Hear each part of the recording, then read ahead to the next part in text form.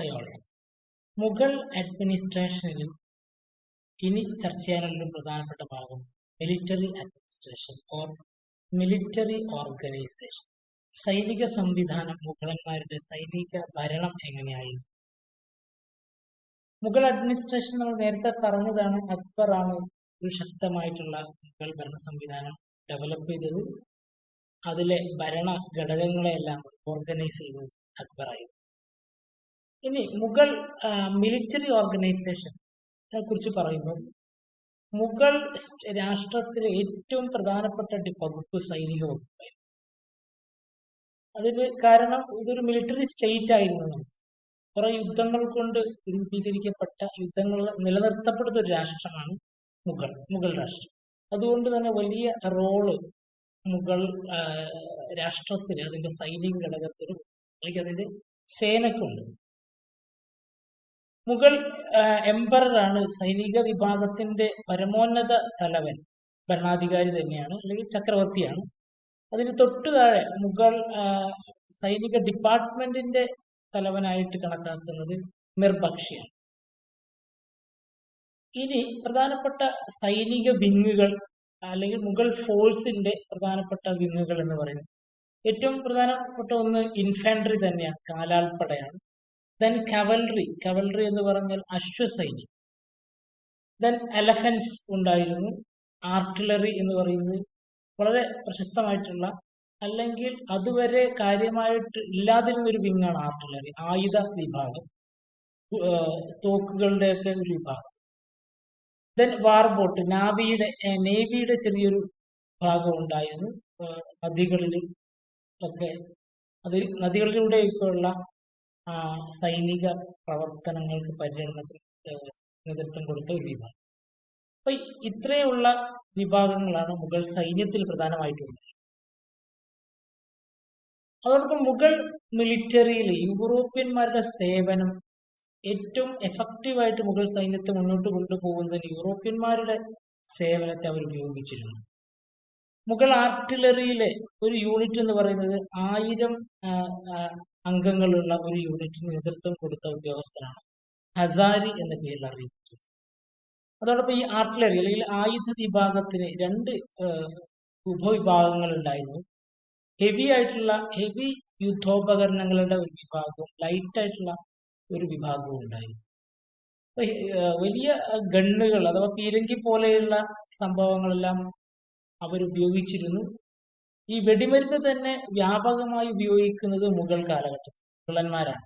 ബാബർ ആണ് ആദ്യമായി അത് കാര്യമായിട്ട് ഉപയോഗിക്കുന്നത്. അതുകൊണ്ട് തന്നെ മുഗളന്മാർക്ക് ആദ്യ കാലഘട്ടത്തിൽ തദ്ദേശീയമായ ഭരണാധികാരികളിലുള്ള വെല്ലുവിളികളെ ഏറ്റവും എളുപ്പത്തിൽ അതിജീവിക്കാൻ കഴിയും. അതിന്റെ കാരണമാണ് പാനിപ്പറ്റിൽ നടന്ന യുദ്ധങ്ങളുടെയൊക്കെ വിജയം. വിജയം മുഗളന്മാർക്ക് അനുകൂലമായി തീർന്നു. അതോടൊപ്പം എലഫൻട്രി ഒരു വലിയ ശക്തിയായിരുന്നു. അത് ശത്രുക്കളുടെ സൈനിക സംവിധാനത്തെ തകർക്കുന്നതിന്, കോട്ടകളെ തകർക്കുന്നതിനൊക്കെ കാര്യമായി ഉപയോഗിച്ചിട്ടുണ്ട്. അതോടൊപ്പം നേവി അല്ലെങ്കിൽ വാർ ബോട്ടുകൾ മുഗൾ സൈന്യത്തിന് ഏറ്റവും യൂസ്ഫുൾ ആയിട്ടുള്ള ഒരു വിങ് ആയിട്ട് നിലനിന്നിട്ടുണ്ടായി. ഇനി മുഗളന്മാരുടെ സൈന്യത്തില് ആർമി എന്ന് പറയുന്നത് ഏറ്റവും പ്രധാനമായും മാൻസബ്ദാർമാരും പ്രഭുക്കന്മാരും നിലനിർത്തിയിരുന്ന ഒരു വിഭാഗം സൈന്യമായിരുന്നു. മാൻസബ്ദാരി സമ്പ്രദായം നമ്മൾ അടുത്ത ഇതിൽ ചർച്ച ചെയ്യുന്നുണ്ട്. ഈ മാൻസബ്ദാർമാരുടെ കീഴിലുണ്ടായിരുന്ന സൈന്യമാണ് മുഗൾ സൈന്യം എന്ന് പറയുന്നത്. എന്നാൽ അതിനെ കൂടാതെ ഭരണാധികാരികൾ നേരിട്ട് അല്ലെങ്കിൽ കേന്ദ്ര മന്ത്രിസഭയുടെ നേതൃത്വത്തിലുണ്ടായിരുന്ന എംപറർ നേരിട്ട് നിയമിച്ചിരുന്ന 2 വിഭാഗം ആർമിയിൽ 2 വിഭാഗം ഉണ്ടായിരുന്നു. ഒന്നാണ് അഹാദിസ്, ജെന്റിൽമാൻ ട്രൂപ്പേഴ്സ് എന്നാണ് ഇവർ വിളിച്ചിരുന്നത്. അവര് ഏറ്റവും ഹൈ സാലറി നൽകപ്പെടുകയും അതോടൊപ്പം തന്നെ ഏറ്റവും കൂടുതൽ വിശ്വാസം അർപ്പിച്ചിരുന്ന ഒരു സൈനിക വിഭാഗം സോൾജേഴ്സ് ആണ്. അത് ഭരണാധികാരി നേരിട്ടാണ് അവരെ റിക്രൂട്ട് ചെയ്തിരുന്നത്. അവര് യുദ്ധങ്ങളില്ലാത്ത സമയത്ത് മുഗൾ കൊട്ടാരവുമായി ബന്ധപ്പെട്ട മറ്റു ഉദ്യോഗങ്ങളിൽ അവർ പ്രവർത്തിച്ചിരുന്നു. ദെൻ ബലഷാഹിസ് എന്ന് പറയുന്നത് അടുത്തൊരു വിഭാഗമാണ്. അതും ഭരണാധികാരി നേരിട്ട് നിയമിക്കുന്നതാണ്. അവര് റോയൽ ബോഡി ഗാർഡ്സ് ആണ്. അവര് സാധാരണഗതിയിൽ യുദ്ധം ഉണ്ടാകുന്ന സമയത്ത് അശ്വസൈന്യത്തിന്റെ അല്ലെങ്കിൽ കവലറിയുടെ ഭാഗമാണ്. എങ്കിലും അല്ലാത്ത സമയങ്ങളിലെല്ലാം കാലാൾപ്പടയായിട്ട് അല്ലെങ്കിൽ കൊട്ടാരത്തിലെ ബോഡി ഗാർഡുകളോ കാവൽക്കാരോ ആയിട്ട് പ്രവർത്തിച്ചിരുന്ന വിഭാഗമാണ് ബലഷാഹിസ് എന്ന് പറയുന്നത്. അപ്പോൾ മുഗൾ സൈന്യത്തിന്റെ പ്രധാനപ്പെട്ട വിഭാഗം പ്രൊവൈഡ് ചെയ്തിരുന്നത് മാൻസബ്ദാർമാരാണ്. അതല്ലാത്ത രണ്ട് വിഭാഗമാണ് അഹാദീസും ബലഷാഹിസും. ഇനി മാൻസബ്ദാരി സിസ്റ്റം മുഗൾ സൈനിക സംവിധാനവുമായി ബന്ധപ്പെട്ടും അതോടൊപ്പം മുഗൾ ഭരണം സമ്പൂർണമായിട്ട് ബന്ധപ്പെട്ട് കിടക്കുന്ന അതിനെ നിലനിർത്തുന്ന ഒരു സംവിധാനമാണ് മാൻസബ്ദാരി സിസ്റ്റം. അക്ബറാണ് മാൻസബ്ദാരി സമ്പ്രദായം നടപ്പിലാക്കുന്നത് 1577. ഓരോ പൗരന്റെയും ഭരണപരവും അതോടൊപ്പം തന്നെ സൈനികപരവും ആയിട്ടുള്ള പ്രവർത്തനങ്ങൾ, ഉത്തരവാദിത്തങ്ങൾ ഒരുമിച്ച് കൊണ്ടുപോകുന്നതിനുള്ള ഒരു മാർഗമായിട്ടാണ് അക്ബർ മാൻസബ്ദാരി സിസ്റ്റം കൊണ്ടുവന്നത്. മാൻസബ് എന്ന അറബി വാക്കിന്റെ അർത്ഥം ഓഫീസ്, റാങ്ക്, ഡിഗ്നിറ്റി, അന്തസ്, പദവി എന്നൊക്കെയാണ്. ഇത് ഒരു മുഗൾ ഉദ്യോഗസ്ഥന്റെ കൊട്ടാരത്തിലെ റാങ്ക്, അദ്ദേഹത്തിന്റെ ശമ്പളം, അദ്ദേഹത്തിന്റെ ഉദ്യോഗസ്ഥ പദവി, ഈ മൂന്ന് കാര്യങ്ങളെ കാണിക്കുന്ന ഒരു ഒരു സംഭവമാണ് മാൻസബ് എന്ന് പറയുന്നത്.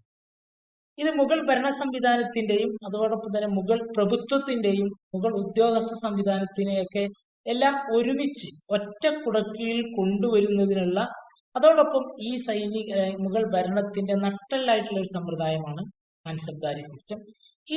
ഈ സിസ്റ്റത്തിൽ പദവി, അത് അല്ലെങ്കിൽ ഓരോ ഉദ്യോഗസ്ഥനും നൽകപ്പെടുന്ന റാങ്കുകൾ, ഏറ്റവും ലോവസ്റ്റ് റാങ്ക് എന്ന് പറയുന്നത് 10 ആൻഡ് ഹയസ്റ്റ് എന്ന് പറയുന്നത് 10,000 ആണ്. അത് 5,000 ആയിരുന്നു, പിന്നീട് 10,000 ആയി മാറും. ഈ റാങ്ക് നിർണ്ണയിക്കുന്നത് പ്രധാനമായും 2 ഘടകങ്ങളാണ്. ഓരോ ഉദ്യോഗസ്ഥന്റെയും റാങ്ക് നിർണ്ണയിക്കുന്നത് 2 ഘടകങ്ങളാണ്. അതിലൊന്ന് സത്ത്, അടുത്തത് സവർ. സത്ത് എന്ന് പറയുന്ന ഒരു വ്യക്തിയുടെ വ്യക്തിപരമായ റാങ്ക്, പേഴ്സണൽ റാങ്ക്, അദ്ദേഹത്തിന്റെ ശമ്പളം, അതിനനുസരിച്ച് ഒരു സ്റ്റാറ്റസ് ആണ് ഉദ്യോഗസ്ഥ വിഭാഗത്തിൽ അദ്ദേഹത്തിന് ഉണ്ടാവുന്നത്. രണ്ടാമത്തത് സവർ. ഈ ശമ്പളത്തിന് ആനുപാതികമായിട്ടുള്ള എണ്ണം അശ്വസൈന്യത്തെ അദ്ദേഹം നിലനിർത്തണം. അതിന്റെ എണ്ണത്തെയാണ് സവർ കാണിക്കുന്നത്. അപ്പൊ സവറും സത്തുമാണ് യഥാർത്ഥത്തിൽ മാൻസബ് എന്ന് പറയുന്ന പദവിയെ കാണിക്കുന്നത്. അപ്പോൾ ഒരു 10 എന്ന് പറയുന്ന റാങ്കിലുള്ള ഒരു ഉദ്യോഗസ്ഥന് അതിനാനുപാതികമായിട്ടുള്ള കുതിര സൈന്യത്തെ നിലനിർത്തണം. അതിനുള്ള ഒരു ശമ്പളമാണ് അദ്ദേഹത്തിന് നൽകപ്പെടുന്നത്. അപ്പൊ ഈ ഒരു സമ്പ്രദായത്തിൽ തുല്യമായായിരുന്നു സത്തും സവറും ഉണ്ടായിരുന്നത്. പിന്നെ ജഹാംഗീറിന്റെ കാലഘട്ടത്തിൽ സവർ കൂടുതൽ അശ്വസൈന്യത്തിന്റെ എണ്ണം നിലനിർത്തേണ്ടി വന്ന ഒരു സാഹചര്യം ഉണ്ടായിരുന്നു. ആ ഒരു പരിഷ്കാരമാണ് ദുഹാസ്പ, സിഹാസ്പ തുടങ്ങിയ പേരുകൾ അറിയപ്പെടുന്നത്. ഇതിന്റെ മറ്റു പ്രത്യേകതകളിലേക്ക് വരുമ്പോൾ മുഗൾ നൊബിലിറ്റിയെ, മുഗൾ പ്രഭുത്വ, ഒരുപാട് വിഭാഗം പ്രഭുക്കന്മാര് മുഗളന്മാർക്ക് ഇടയിൽ ഉണ്ടായിരുന്നു. മുഗൾ അരിസ്റ്റോക്രസി, ഈ കുലീന വർഗം എന്ന് പറയുന്നത് ലോകത്തിലെ തന്നെ ഏറ്റവും അധികം വരുമാനം ഉണ്ടായിരുന്ന, ഏറ്റവും ലക്ഷറിയിൽ ജീവിച്ചിരുന്ന ഒരു വിഭാഗമാണ്. ആ കാലഘട്ടത്തിലെ ഏറ്റവും വലിയ ശമ്പളം നേടിയിരുന്ന വിഭാഗമായിരുന്നു ഈ മുഗൾ പ്രഭുക്കന്മാർ. ഈ പ്രഭുക്കന്മാരെ തന്നെയാണ് മാൻസബ്ദാർ എന്ന് പറയുന്നത്. അവർക്ക് കൊട്ടാരത്തിലൊരു ഉദ്യോഗം ഉണ്ടാവും, അല്ലെങ്കിൽ അവർ ഉദ്യോഗസ്ഥരാണ്. അതോടൊപ്പം അവരുടെ കീഴിലാണ് സൈനിക സംവിധാനങ്ങൾ നിലനിൽക്കുന്നത്. അപ്പൊ ഈ മുഗൾ നൊബിലിറ്റി തന്നെയാണ് മാൻസബ്ദാർ എന്ന് പറയുന്നത്. അപ്പോൾ ഓരോ മാൻസബ്ദാറും അവരുടെ കീഴിൽ നിശ്ചിത എണ്ണം കുതിരകളെയും ആനകളെയും ഒട്ടകങ്ങളെയും നിലനിർത്തണമായിരുന്നു. ഒട്ടകങ്ങളുടെ ഒരു സൈനിക വിഭാഗവും മുഗളന്മാർക്കിടയിൽ ഉണ്ടായിരുന്നു. അത് അത്ര പ്രാധാന്യമുള്ളതല്ല എങ്കിലും ഈ മാൻസബ്ദാർമാര് അവരുടെ സ്ഥാനമാനത്തിനനുസരിച്ചുള്ള കുതിര സൈന്യത്തെ നിലനിർത്തേണ്ട ഒരവസ്ഥ ഉണ്ടായിരുന്നു. അതോടൊപ്പം തന്നെ കുതിരകളുടെയും അല്ലെങ്കിൽ ഈ കവലറിയുടെ ക്വാളിറ്റി നിർണ്ണയിക്കുന്നതിനുള്ള ദാഗ്, ചഹര തുടങ്ങിയിട്ടുള്ള പരിഷ്കാരങ്ങൾ, ഈ സംവിധാനങ്ങൾ ആ കാലഘട്ടങ്ങളിൽ നിലവിലുണ്ടായിരുന്നു. അതോടൊപ്പം ഇവരുടെ കീഴിലുണ്ടായിരുന്ന അശ്വസൈന്യത്തെ ഓരോ കൃത്യമായ ഇടവേളകളിൽ കേന്ദ്ര വിഭാഗം ഉദ്യോഗസ്ഥന്മാർ ഇൻസ്പെക്ഷൻ നടത്തിയിരുന്നു.